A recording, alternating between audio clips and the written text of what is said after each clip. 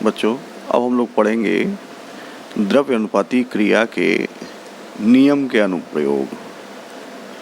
द्रव्य अनुपाती क्रिया के नियम के अनुप्रयोग।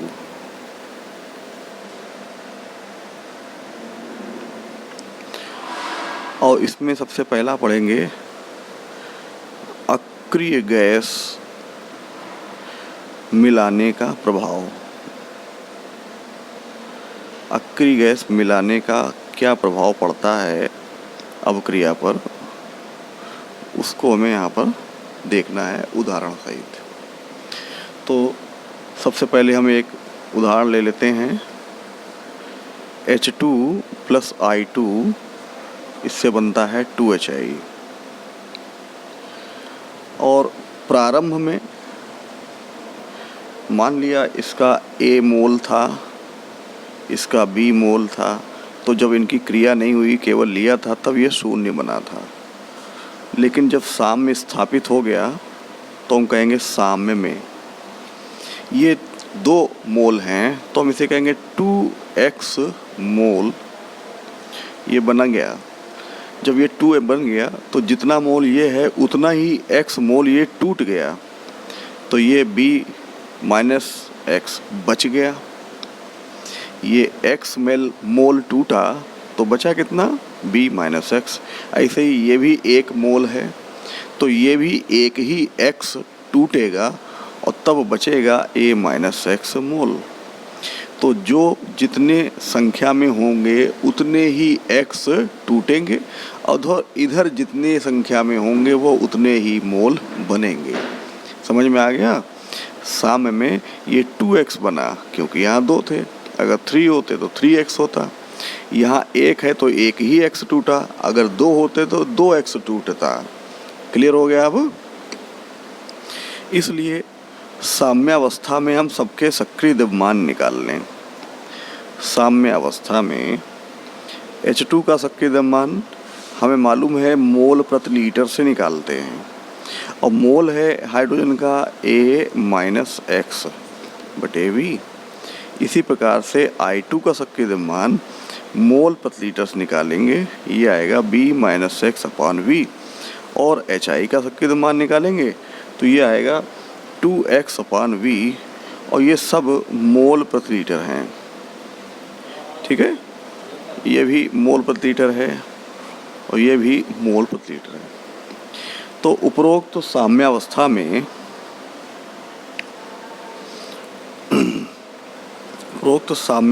में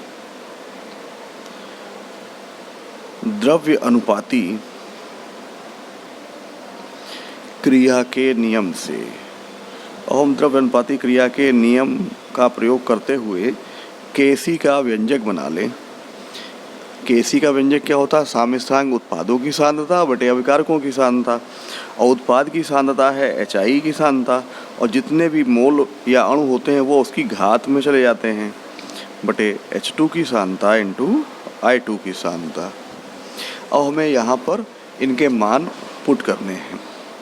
HI का है 2x / V, चूँकि वर्ग है तो हम इसको 2 बार लिख ले रहे हैं, बटे H2 का है A - x / V into B - x / V।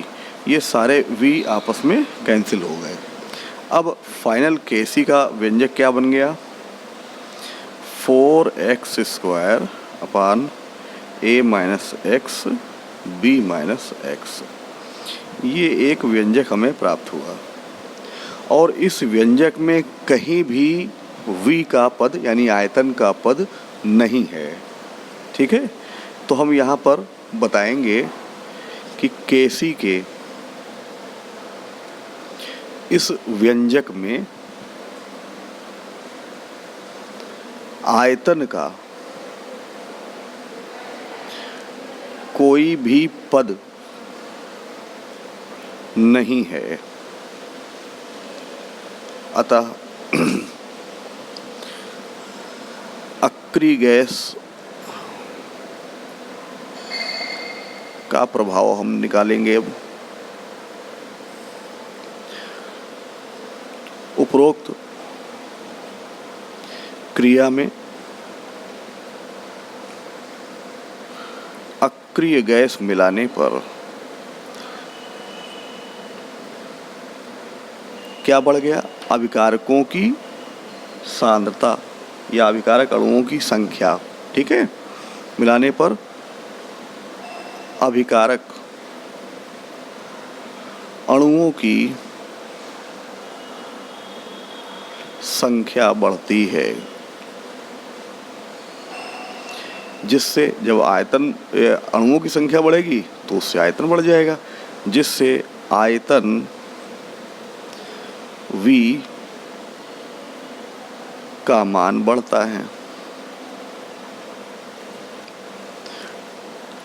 किंतु उपरोक्त क्रिया के Kc के व्यंजक में आयतन का कोई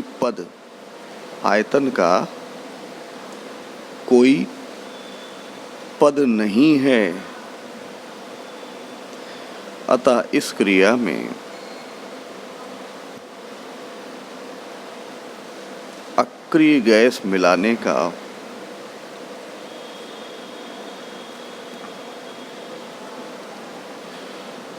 कोई प्रभाव नहीं पड़ेगा।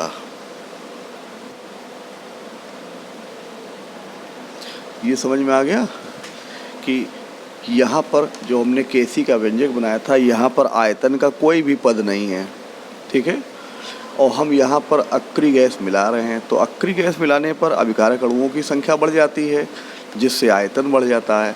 आयतन बढ़ने से हम प्रभाव निकालेंगे, लेकिन इस व्यंजक में आयतन का कोई पद नहीं है, इसीलिए इस अभिक्रिया में अक्रिय गैस मिलाने का कोई भी प्रभाव नहीं पड़ेगा। ठीक है।